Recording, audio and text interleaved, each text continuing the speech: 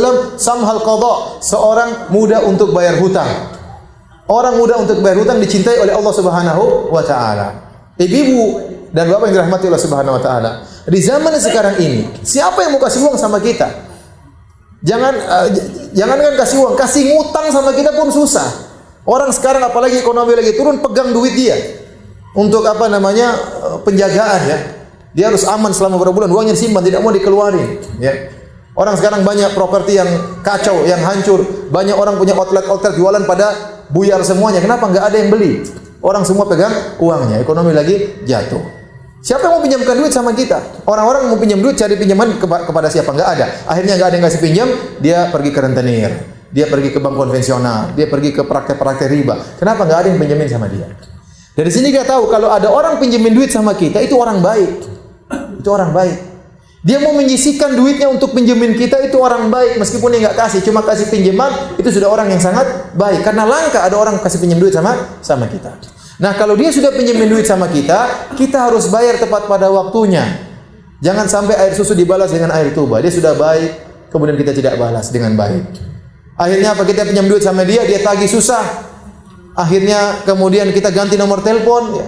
Kemudian kita pindah-pindah, janji nggak pernah benar. Bulan depan sampai akhirnya tahun depan juga belum terbayarkan.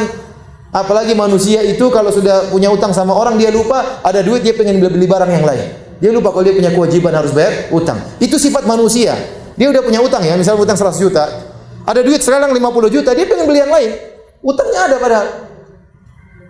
Sampai saya pernah ditanya, Ustaz, ada pertanyaan di kertas. Ustaz, saya punya utang sama orang Ustaz, sama teman saya. Sudah lama dia tidak tagih saya Ustaz. Sudah lama dia tidak tagih saya Ustaz. Saya kira dia sudah ikhlaskan kepada saya Ustaz. Saya bilang kamu itu berhusnudzon pada tidak pada tempatnya. Ya kamu yang tahu diri, nggak usah ditagih bayar ya.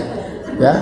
Jadi orang yang mudah bayar hutang ya, itu orang yang dicintai oleh Allah Subhanahu wa taala. Ingat kebaikan dia sudah pinjamin kita ya bayar hutang segera. Ya. Kalau bisa jangan tunggu ditagih. Ya beda kalau kita tidak punya, itu lain cerita.